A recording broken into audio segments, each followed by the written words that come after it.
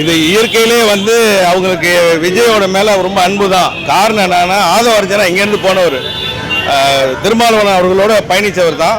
இருந்தாலும் இவரோட நுணுக்கமெல்லாம் அவருக்கு தெரியும், நல்ல மனிதன் இயற்கையிலேன்னு. விஜய்க்கு ஒரு மேலே ஒரு பற்று இருக்குது. அதை முன்னாடியே ஒரு பெரிய தலைவர் திடீர்னு வரக்கூடாதுன்னு தான் அவங்க லேட் பண்ணி வந்துட்டார்.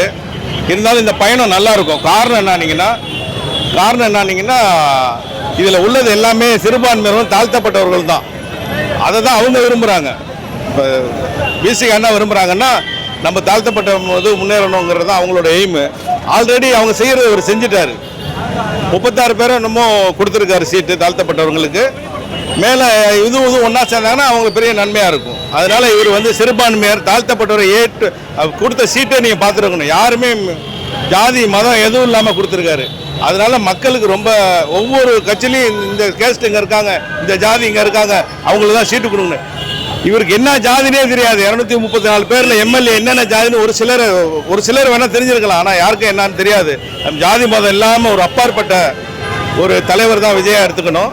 இது ரொம்ப பிடிக்கும் அவருக்கு, விசிகா தலைவருக்கு.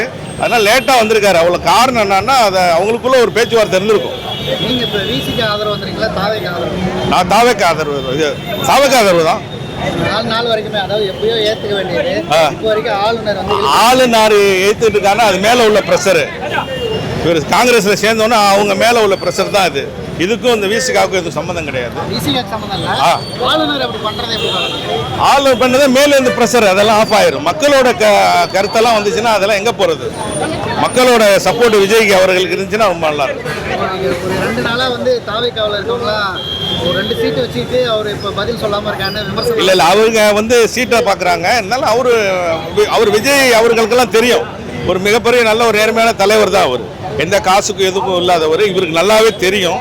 இவ்வளவு பேரில் லேட் பண்ணியா அவரே கேட்டுக்கிட்டு இருக்காங்கன்னா, ஒரு நல்ல ஒரு மனிதன் நம்மளோட சேரணும், ஒரு நல்ல ஆட்சி அமையணும்.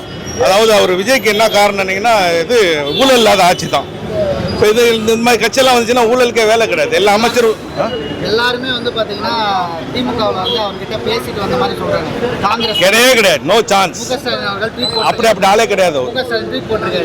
அவர் போடுவார். அவர் எல்லாருமே சொல்லிட்டு வந்திருக்காங்க. அதெல்லாம் நேச்சராக இருக்காது. ஏன்னா நான் 50 வருஷம் சர்வீஸ். இதில் எல்லார் நுணுக்கமும் நம்மளுக்கு தெரியும்.